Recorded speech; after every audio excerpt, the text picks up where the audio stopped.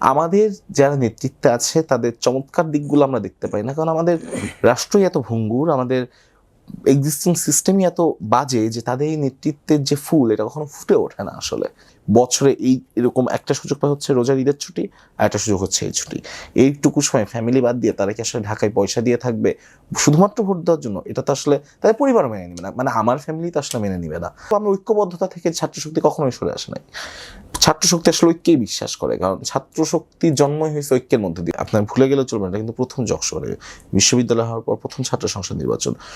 এইখানে আসলে অংশগ্রহণ চায় না, ভোটার হিসেবে হোক বা প্রার্থী হিসেবে হোক, অংশগ্রহণ চায় না এরকম শিক্ষার্থী কিন্তু আসলে খুঁজে পাওয়া যাবে না। একটা ছাত্র সংসদ নির্বাচন শুধুমাত্র যে আপনাকে বিশ্ববিদ্যালয়ের জন্য বেটারভাবে সার্ভ করবে এরকম ছাত্র নেতারাই তা কিন্তু না, আপনার জাতি রাষ্ট্রকে দিশা দেখাইতে পারবে এরকম ছাত্র নেতাও কিন্তু আসলে একটা ছাত্র সংসদ নির্বাচন উপহার দেয়। দেখেন, আমি আপনাকে খুব সহজ করে বলি, গলির ক্রিকেট থেকে ইন্টারন্যাশনাল ক্রিকেটে গেছে এরকম কিন্তু আছে। গলির মানে বস্তির ফুটবলার বিশ্বকাপ জিতেছে এরকম কিন্তু আছে। প্রশাসনের গলার কাটা হইতে পারবে, মানে একজন ছাত্র প্রতিনিধির কাজ কিন্তু এটাই হয়, প্রশাসনের তোষামোদি করা বা দিন শেষে মূল নেগোসিয়েটর হয়ে ওঠা কিন্তু মানে ছাত্র প্রতিনিধির কাজ না। বিভিন্নভাবে যদি আমাকে ট্যাগিং করা হয়, বিভিন্নভাবে যদি আমাকে শিক্ষার্থী পর্যন্ত পৌঁছাইতে দেওয়া না হয়, বিভিন্ন মেকানিজম আছে এরকম পৌঁছাইতে না দেওয়ার, তাহলে তো ভালো রেজাল্ট আসবে না। ইউএফটি ফার্স্টের সাথে ট্রেড করুন যে কোনো জায়গা থেকে, ক্যাম্পাসে ক্লাসের ফাঁকে, ঢাকার জ্যামে বসে কিংবা ঘরে বসে। ট্রেডিং এখন হাতের মুঠোয়, তাই ট্রেড করুন যখন খুশি যেখানে খুশি।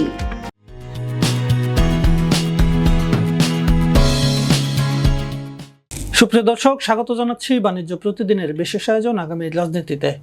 এই অনুষ্ঠানে আমরা আলোচনা করে থাকি আগামীতে কেমন রাজনীতি চাই ও বর্তমান রাজনৈতিক প্রেক্ষাপট নিয়ে।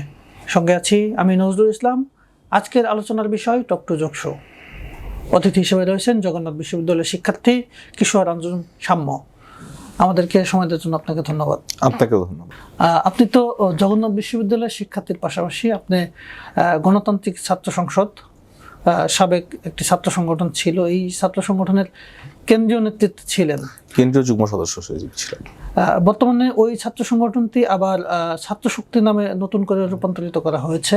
তো যেহেতু নতুন করে আবার আপনাদের যেহেতু সংগঠনটির নাম এসেছে, এই সংগঠনের প্রথম ছাত্র সংসদ নির্বাচন হচ্ছে জগন্নাথ বিশ্ববিদ্যালয়ে জকশো। তো এই নির্বাচন নিয়ে ছাত্র শক্তির ভাবনা কি, বা আপনার কি ভাবনা?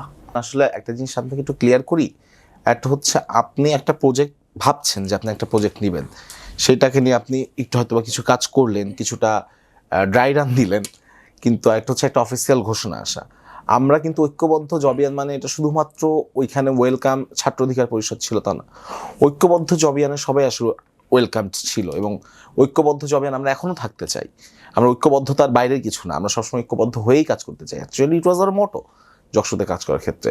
এখন বলতে চাচ্ছেন প্যানেলের কি হলো? প্যানেল তো আসলে অফিসিয়ালি কখনোই আমরা ঘোষণা দিইনি, মানে কখনোই কারোর পক্ষে কারোর হয়ে আমরা আসলে কোনো কিছু ঘোষণা করিনি। কিন্তু একটা জিনিস যতক্ষণ না পর্যন্ত অফিসিয়ালি আমি ঘোষণা করছি ততক্ষণ পর্যন্ত বিষয়টা অফিসিয়াল না। এখন তো এটা কি স্বাভাবিক না যে সময় বিভিন্ন মানুষের সাথে কথা চলবে, আলোচনা চলবে, তাদের সাথে বসা হবে, তাদের সাথে বিভিন্ন বিষয় নিয়ে আপনার আলাপ হবে, এবং এখানে আলাপের মূল বিষয়টা থাকবে আপনি আসলে যশো নির্বাচনে কোন কোন ম্যান্ডেট এবং ইশতেহার নিয়ে কাজ করতে চাই, এবং ওই ইশতেহার, ওই ম্যান্ডেট, ওই গোল, ওই ভিশনের সাথে যারা এক হবেন তাদের সাথেই আপনার আসলে জড়তে হবে।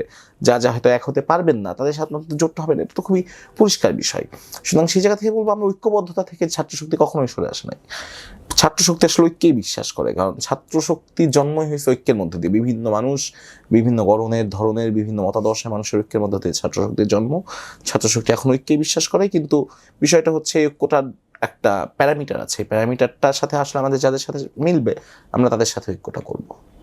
এখন এই যে যাদের সঙ্গে মিলবে তাদের সঙ্গে আপনারা ঐক্য করবেন, এখন এখানে আলোচনায় কে কে আছে, কাদের সঙ্গে আপনারা আলোচনা করছেন?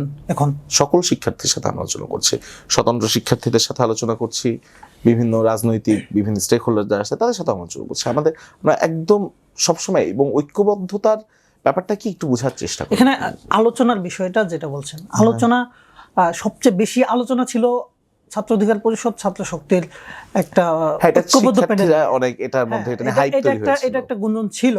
তো সেই আলোচনাটা কি এখনো আছে নাকি নাই? দেখেন, সম্ভাবনা কখনোই কোথাও নাই হয়ে যায় না।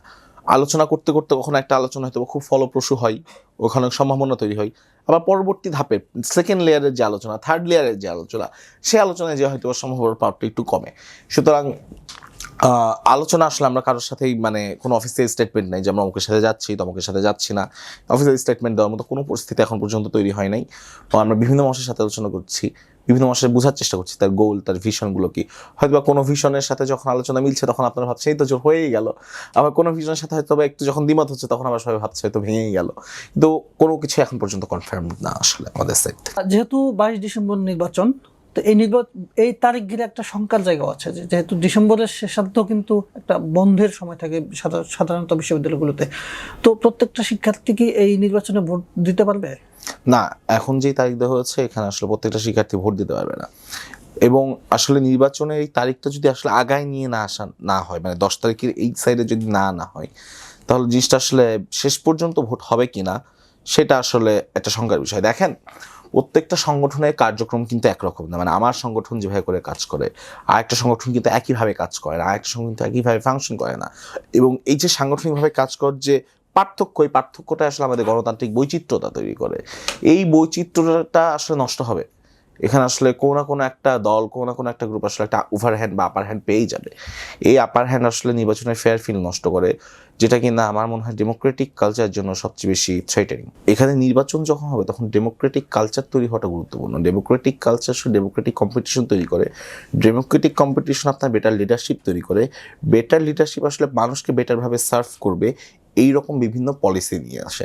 সুতরাং মানুষকে বেটারভাবে সার্ভ করবে এরকম পলিসির যে আর্জেন্সি এবং নেসেসিটি, এই নেসেসিটির জায়গা থেকে আসলে একটা ডেমোক্রেটিক যে সহাবস্থান বা ডেমোক্রেটিক যে চর্চাগুলো, এই চর্চাগুলো আসলে সবচেয়ে বেশি গুরুত্বপূর্ণ।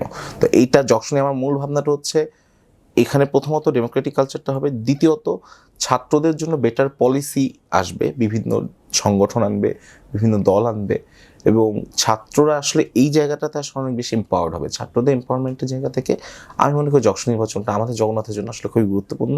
অ্যান্ড আমার ধারণা আসলে জগন্নাথ বিশ্ববিদ্যালয়ের প্রত্যেকটা শিক্ষার্থী এটা নিয়ে এখন অনেক অনেক বেশি এক্সাইটেড। আপনি বললেন যে ভোট না হওয়ার শঙ্কা তৈরি করে, ভোট না হওয়ার সঙ্গে তৈরি করি। আসলে এই শঙ্কার জায়গাটা কেন দেখছেন আপনি? দেখেন, সংখ্যার জায়গাটা এই কারণে যে ওই যেই টাইম ফ্রেমটা, ওই টাইম ফ্রেমের মধ্যে মোস্ট অফ দ্য টাইম সবগুলো পরীক্ষা শেষ হয়ে যাবে, সবগুলো বিভাগের সেমিস্টার ফাইনাল শেষ হয়ে যাবে, এবং ওই সময় শীতকালীন ছুটি শুরু হয়ে যাবে। এবং এই শীতকালীন ছুটিটা যখন থাকে তখন ছেলেপেলে টিউশনও থাকে না, কারণ স্কুলে ওই সময় শীতকালীন ছুটি থাকে। ছেলেপেলে এই সময়টার জন্য ওয়েট করে যে তারা বাসায় যাবে, বাড়ি যাবে, ফ্যামিলির সাথে সময় কাটাবে। তো ছেলেপেলেও আমি নিশ্চিত করে বলতে পারি যে জরিপ করা হয় শিক্ষার্থীদের মধ্যে, শিক্ষার্থীরা যেমন একই সাথে এক্সাইটেড, তারা একই সাথে চায় যে তারিখটা আসলে আগায় আনা হোক, 10 তারিখের ভিতরে আনা হোক, যেন তারা অ্যাটলিস্ট ভোটটা দিয়ে যেতে পারে। আপনার ভুলে গেলেও চলবে না, কিন্তু প্রথম যশোরে বিশ্ববিদ্যালয় হওয়ার পর প্রথম ছাত্র সংসদ নির্বাচন, এইখানে আসলে অংশগ্রহণ চায় না, ভোটার হিসেবে হোক বা প্রার্থী হিসেবে হোক, অংশগ্রহণ চায় না এরকম শিক্ষার্থী কিন্তু আসলে খুঁজে পাওয়া যাবে না। তাহলে শঙ্কার জায়গা কোথায়? শঙ্কার জায়গাটা এটাই যে তারিখটা ছুটি হয়ে যাবে, ছেলেপেলেগুলো চলে যেতে হবে। চাইলেও আমরা তো মেসে থাকি, আমরা কি হলে থাকি, জিনিসটা বোঝার চেষ্টা করেন। ছুটির পরে আপনার মেসে থাকা, মেসে কন্টিনিউ করা, ইট অল কস্ট মানি, এগুলোতে আসলে টাকা লাগে। ছেলেপেলেগুলো এই টাকা দিয়ে ফ্যামিলি ছাড়া, ফ্যামিলি বাদ দিয়ে বছরে এরকম একটা সুযোগ পায় হচ্ছে রোজার ঈদের ছুটি, আর একটা সুযোগ হচ্ছে এই ছুটি। এইটুকু সময় ফ্যামিলি বাদ দিয়ে তারা কি আসলে ঢাকায় পয়সা দিয়ে থাকবে শুধুমাত্র ভোট দেওয়ার জন্য? এটা তো আসলে তাদের পরিবার মেনে নেবে না, মানে আমার ফ্যামিলি তো আসলে মেনে নেবে না যে এই সময়টা তুমি কেন বাইরে। আমার ফ্যামিলি তো বলবে যে কুষ্টিয়া চলে আসো, বা ঢাকায় আমার ফ্যামিলি যেখানে থাকে ওইখানে চলে আসো, এটা বলবে। তা তো আসলে এই সময়টা আমাকে কোনোভাবে ছাড়তে চাবে না। তো যোগসু নিয়ে আপনার ব্যক্তিগত প্রত্যাশার জায়গাটা কি? দেখেন, এইটা আসলে খুব জটিল একটা প্রশ্ন এবং খুবই গুরুত্বপূর্ণ একটা প্রশ্ন। দুইটা প্রত্যাশা, একটা হচ্ছে জগন্নাথ কেন্দ্রিক, একটা হচ্ছে জগন্নাথ বিশ্ববিদ্যালয় কেন্দ্রিক, আর একটা হচ্ছে যারা যারা নির্বাচন করবেন তাদের কেন্দ্রিক। দেখেন, একটা ছাত্র সংসদ নির্বাচন শুধুমাত্র যে আপনাকে বিশ্ববিদ্যালয়ের জন্য বেটারভাবে সার্ভ করবে এরকম ছাত্র নেতারাই তা কিন্তু না, আপনার জাতি রাষ্ট্রকে দিশা দেখাইতে পারবে এরকম ছাত্র নেতাও কিন্তু আসলে একটা ছাত্র সংসদ নির্বাচন উপহার দেয়। মানে আপনি যদি এখন বাংলাদেশের নামকরা নেতাদের কথা বলেন, তাদের একটা বড় অংশ ছাত্র সংসদ নির্বাচন করেছেন এবং তার কারণে তাদেরকে স্বদেশ চেয়েছেন। রুহুল কবির রিজভী সাহেবের কথা আপনি বলতে পারেন, আপনি হচ্ছে ইভেন অন্যান্য যেসব জায়গায় আছে আপনি মাহমুদুর রহমান মান্নার কথা বলতে পারেন। তো এই মানুষগুলো কিন্তু বাংলাদেশের মানুষের কাছে অনেক এক্সপেক্টেড নেতা হয়েছেন। তো একটা হচ্ছে জগন্নাথ আমার ভাবনাটা বা প্রত্যাশার জায়গা যদি বলি, জগন্নাথ বিশ্ববিদ্যালয়ের জন্য এমন ক্যারিসমেটিক লিডার আসবেন যিনি কিনা জগন্নাথ বিশ্ববিদ্যালয়ে এমন এমন পলিসি জগন্নাথ বিশ্ববিদ্যালয়ে অ্যাডাপ্ট করাতে পারবেন, যেই পলিসিগুলো জগন্নাথ বিশ্ববিদ্যালয়কে এমন যোগ্যতায় নেবে যে জগন্নাথ বিশ্ববিদ্যালয় থেকে স্টুডেন্ট এক্সচেঞ্জ হয়ে হয়তোবা আইআইটির মতো জায়গায় যেতে পারে, জগন্নাথ বিশ্ববিদ্যালয় থেকে স্টুডেন্ট এক্সচেঞ্জ হয়ে, আমি হার্ভার্ড এমআইটির কথা বলবো না, এটা আসলে অনেক বেশি বলা হবে, কিন্তু এর থেকে বেটার পজিশনে যেসব বিশ্ববিদ্যালয়গুলো আছে এইসব জায়গাগুলোতে আমরা যেন এক্সচেঞ্জ প্রোগ্রাম চালু করতে পারি, আমাদের স্টুডেন্টের কোয়ালিটিটা যেন ওইটা হয়, যেন একটা ছেলে যে কিনা একদম গরিব ঘরের কৃষকের সন্তান, সে যখন ঢুকবে সেও যেন এতটুকু এমন একটা পলিসির মধ্যে দিয়ে তার শিক্ষা জীবন শুরু করতে পারে, শিক্ষা জীবনকে আগায় দিতে পারে, যে সেকেন্ড ইয়ার থার্ড ইয়ারে উঠে সে যখন সামার স্কুলে যাবে সে এখন বাইরের দেশে এখন একটা স্কুল থেকে 3 মাসে একটা ক্যাম্প করে আসতে পারে, যেন এই কারণে তার পয়সা না লাগে। এইরকম কোয়ালিটি যেন ডেভেলপ করার মতো পলিসিগুলো নিতে পারে, এবং এই ধরনের কোয়ালিটি ডেভেলপমেন্টের জন্য যে লিডার সেই ধরনের পলিসি দিবেন তার সব জায়গাতে যথেষ্ট মানে বোধ, বুদ্ধি এবং সক্ষমতা থাকা দরকার। সে যেমন একাডেমিকভাবে তার বোঝাপড়া থাকা দরকার, ইন্টারন্যাশনাল একাডেমিক সেক্টর কেমনভাবে চলছে, তার নিজের রাষ্ট্র, জাতি রাষ্ট্র, তার জাতীয়তা, এইসব জায়গাতে তার সংস্কৃতি, তার মূল্যবোধ, এই সম্পর্কেও তার বোঝাপড়া থাকা দরকার, এবং একই সাথে তার একটা গ্রেটার গোল থাকা দরকার। সে যে একই সাথে যেমন জাতিকে ভবিষ্যতে সার্ভ করবে এই ডেডিকেশন কমিটমেন্ট যেমন তার থাকা দরকার, তার শিক্ষার্থীদের সার্ভ করার কমিটমেন্টটাও থাকা দরকার। আপনি যেই বর্ণনা দিলেন সেটিতে একজন শিক্ষার্থী কেমন প্রার্থীকে ভোট দিবে, মূলত এইরকম গুণ থাকলে শিক্ষার্থীরা সেই প্রার্থীকে ভোট দেবে। না, আমি চাবো আর কি এরকম আপনি নেতৃত্ব আসুক। মূলত সেটি বলছিলেন এতক্ষণ। তো হচ্ছে জগন্নাথ বিশ্ববিদ্যালয়ে এরকম নেতৃত্ব আদৌ আছে কিনা আপনার মনে হয়? অবশ্যই আছে, উইদাউট এনি ডাউট জগন্নাথে আছে। দেখেন, আমি আপনাকে খুব সহজ করে বলি, গলির ক্রিকেট থেকে ইন্টারন্যাশনাল ক্রিকেটে গেছে এরকম কিন্তু আছে, গলির মানে বস্তির ফুটবলার বিশ্বকাপ জিতেছে এরকম কিন্তু আছে। আমাদের যারা নেতৃত্বে আছে তাদের চমৎকার দিকগুলো আমরা দেখতে পাই না, কারণ আমাদের রাষ্ট্রই এত ভঙ্গুর, আমাদের এক্সিস্টিং সিস্টেমই এত বাজে যে তাদের এই নেতৃত্বের যে ফুল এটা কখনো ফুটে ওঠে না আসলে। তো তাদের নেতৃত্বের ফুলটা আসলে ফুটাইতে গেলে আপনার ডেমোক্রেটিক কালচার দরকার, যেটা আশা করি আমরা সামনের দিনে পাবো, কোনোভাবে ভণ্ডুল হবে না। এবং এই ডেমোক্রেটিক কালচার যখন আসবে এরকম নেতা কিন্তু আপনি দেখবেন আসছে, তারা চমৎকার চমৎকার তারা ভাববে, দেখবে, শিখবে, জানবে, এবং এই যে একটা কম্পিটিশন তৈরি হবে, যদি ফেয়ার কম্পিটিশন থাকে তাহলে আপনি ভালো লিডার পাবেন।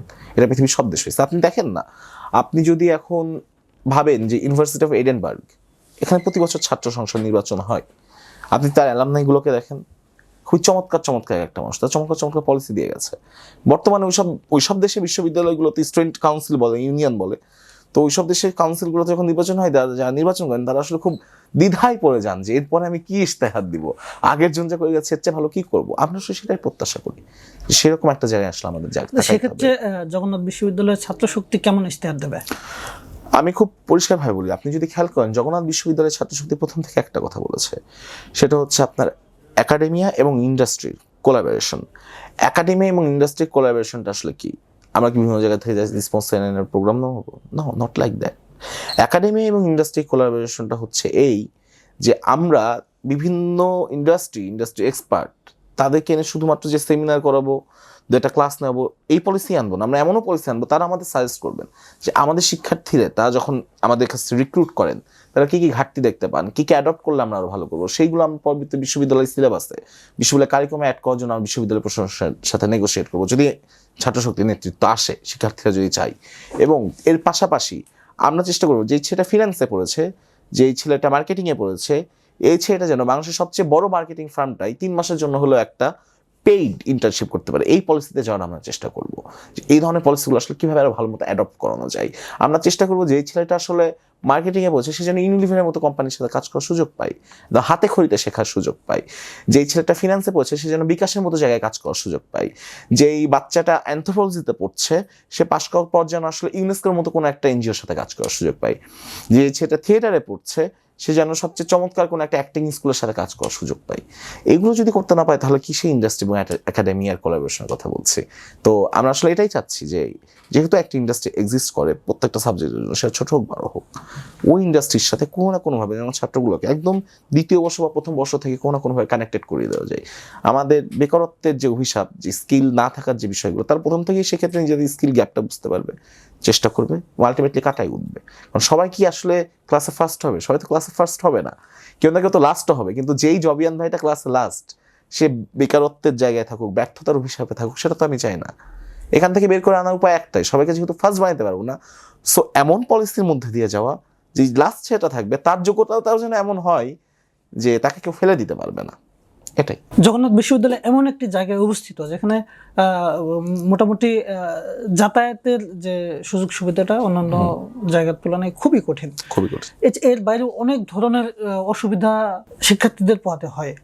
তো যোগসু সম্পন্ন হলে এই ধরনের অসুবিধাগুলো কতটুকু সমাধান হওয়া সম্ভব?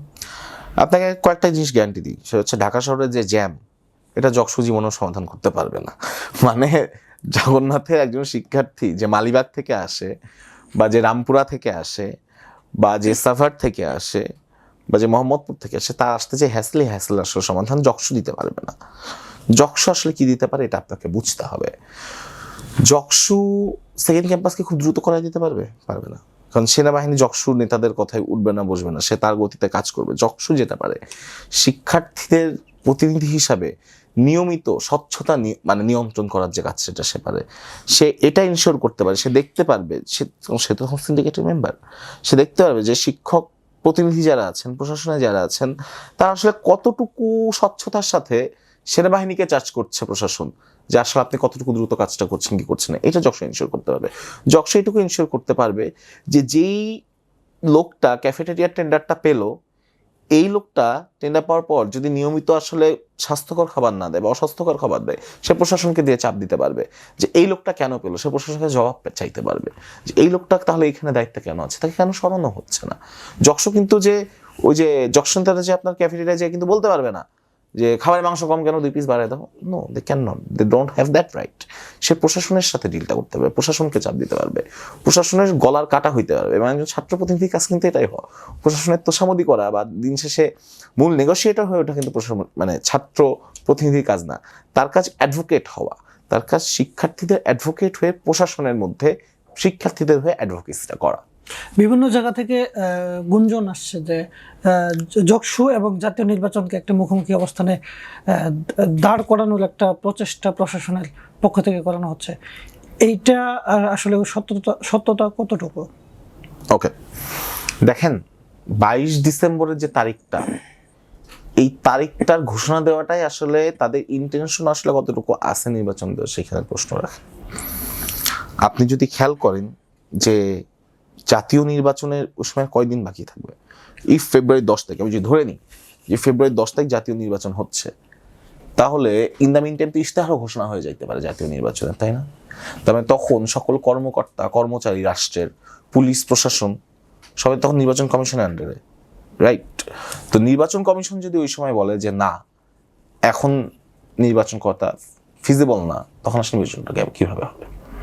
এবং আলটিমেটলি তাহলে তো আপনি যে প্রশ্নটা করলেন সেই প্রশ্নের সাথে আমার হ্যাঁ বলতে হচ্ছে যে তারা আসলে এটাই করার চেষ্টা করছে। এবং কষ্ট লাগে, আসলে খুবই কষ্ট হয় যে এই প্রশাসন, যে এই প্রশাসনকে এত আদর করে মাথায় তুলে বরণ করে বসানো হলো, সেই প্রশাসন এই ধরনের কাজ করছে। জিনিসটা আসলে খুবই প্যাথেটিক। এই ক্ষেত্রে ছাত্র সংগঠনগুলোর করণীয় কি, বা আপনারাই কি উদ্যোগ নিচ্ছেন? দেখেন, আমরা বারবার বলছি যে আমরা 10 তারিখের মধ্যে নির্বাচন চাই। এটা একবার বলিনি, ফয়সাল মুরাদ বলেছে অলরেডি, আমি বলেছি, এবং যেখানে যাচ্ছে আমরা বারবার বলছি 10 তারিখের মধ্যে নির্বাচন চাই। এবং এটা যদি না হয় 22 তারিখে যদি ধরে নিচ্ছি নির্বাচনই হবে, 22 তারিখেই হবে, তাহলে কিভাবে করে আসলে শিক্ষার্থীদের প্রপার এঙ্গেজমেন্ট এনশিওর করবে প্রশাসন, এটা কিন্তু এখন পর্যন্ত ক্লিয়ার না। প্রশাসনের কাছ থেকে ক্লিয়ার জবাব পায় নাই। অনেক কথা বলছে, কেউ বলছে ওই সময় ক্লাস শুরু করে দিলে কেমন হয়, কেউ বলছে যে পরীক্ষা ডেট পিছিয়ে দিলে কেমন হয়। মানে এইগুলো সবই খুব ফারফেচড আইডিয়া। কারণ ওই সময় আপনি ক্লাস শুরু করে দিবেন, ছুটি বাদ দিয়ে ছেলেপেলেও কি আসলে ক্লাস করতে আসবে? বা আপনি পরীক্ষা এত পিছাই দিবেন, ওটা তো ছুটি একটা অংশ, ক্যালেন্ডারের একটা অংশ তো ওই ছুটিটা। তাহলে সেটাকে আপনি আসলে কিভাবে ডিল করবেন? কোনো প্রপার অ্যান্সার কিন্তু প্রশাসনের কাছ থেকে নাই।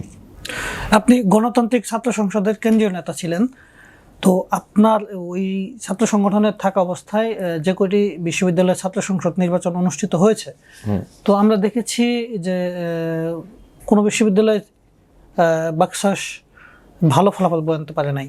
তো পরবর্তীতে তাদের সেই ব্যর্থতার দায় নিয়ে তারা ওই ছাত্র সংগঠনটিকে আবার নতুন করে নামকরণ করে ছাত্র শক্তি রাখা হয়েছে। তো ছাত্র শক্তির আবার প্রথম নির্বাচন হচ্ছে যোগসু, তো এই নির্বাচনে কেমন ফলাফল করবে? নির্বাচনে কেমন ফলাফল করব এটা সম্পূর্ণরূপে ডিপেন্ড করে শিক্ষার্থীদের উপর। এক, শিক্ষার্থীরা আসলে কেমন চাচ্ছে, কি চাচ্ছে। দুই, ফেয়ার ফিল্ডের উপর। দেখেন, যদি ফেয়ার গ্রাউন্ড না থাকে নির্বাচনে, তাহলে কারোর পক্ষে ভালো করা সম্ভব না। জাতীয় ছাত্র শক্তি এবং ছাত্র শক্তির নেতৃবৃন্দ তাদের বেস্ট পলিসি, বেস্ট ব্রেনগুলোকে এখানে ইউজ করার চেষ্টা করবে এবং বেস্ট পলিসি নিয়ে শিক্ষার্থীদের কাছে যাবে। কিন্তু আমাকে যদি বিভিন্নভাবে আগে থেকেই আমাকে যদি অপরাজনীতি স্বীকার করা হয়, বিভিন্নভাবে যদি আমাকে ট্যাগিং করা হয়, বিভিন্নভাবে যদি আমাকে শিক্ষার্থী পর্যন্ত পৌঁছাইতে দেওয়া না হয়, বিভিন্ন মেকানিজম আছে এরকম পৌঁছাইতে না দেওয়ার, তাহলে তো ভালো রেজাল্ট আসবে না। কিন্তু আমি বলি, যদি আমরা শিক্ষার্থী পর্যন্ত আমাদেরকে পৌঁছাইতে দেওয়া হয়, যদি ফেয়ার ফিল্ড দেওয়া হয়, শুধুমাত্র আমাদের রাজনীতিটুকু যদি আমাদেরকে ন্যায্যভাবে করতে দেওয়া হয়, ইনশাল্লাহ জগন্নাথ বিশ্ববিদ্যালয়ে একটা বিপ্লবী রেজাল্ট আপনি দেখতে পাবেন। তার কারণটা খুব পরিষ্কার। আমরা কিন্তু কারোর সাথে ঘৃণার রাজনীতি করি নাই, বিদ্বেষের রাজনীতি করি নাই। আমরা বেটার পলিসি, বেটার সার্ভের রাজনীতিটা করছি, যে আমরা বেটারভাবে সার্ভ করতে চাই। আমার বিশ্বাস শিক্ষার্থীরা এটা মূল্যায়ন করবে। সেক্ষেত্রে ফেয়ার ফিল্ড নিয়ে আপনার কোনো প্রত্যাশা বা অভিযোগ আছে কিনা? ফেয়ার ফিল্ড, এই যে তারিখটাই তো একটা ফেয়ার ফিল্ডের জন্য খুবই দুষ্কর একটা বিষয়। বারবার তারিখের কথা আসছে, তারিখ একটা দুষ্কর বিষয়। তারপর হচ্ছে আমরা বিভিন্ন নির্বাচনে দেখতে পাইছি যে হয়তো কলমের যে পার্মানেন্ট মার্কারে কালি উঠে যাচ্ছে, কখনো কখনো হচ্ছে এক্সট্রা ব্যালট। মানে আমি চাই না আর কি এগুলো এত বিষোদাগার করতে চাই না, শুধুমাত্র এটুকুই বলবো ফেয়ার ফিল্ডটা যেন এনশিওর করা হয়, যেন এই ধরনের বিভিন্ন অভিযোগ অন্য জায়গায় যেটা দেখা গিয়েছিল এরকম অভিযোগ আশা করছি জগন্নাথ বিশ্ববিদ্যালয় প্রশাসন আমরা দেখবো না, তবে দেখলে সেটা প্রতিহত করবো আমরা। আমাদেরকে সময় দেওয়ার জন্য আপনাকে ধন্যবাদ। আপনাকেও ধন্যবাদ। দর্শক, বাণিজ্য প্রতিদিনের এই বিশেষ আয়োজনে এতক্ষণ আমাদের সঙ্গে থাকার জন্য আপনাদের সকলকে অসংখ্য ধন্যবাদ। পরবর্তীতে আবার আপনাদের সঙ্গে দেখা হবে অন্য কোনো অতিথির সঙ্গে। সে পর্যন্ত সুস্থ থাকুন, ভালো থাকুন। আল্লাহ হাফেজ।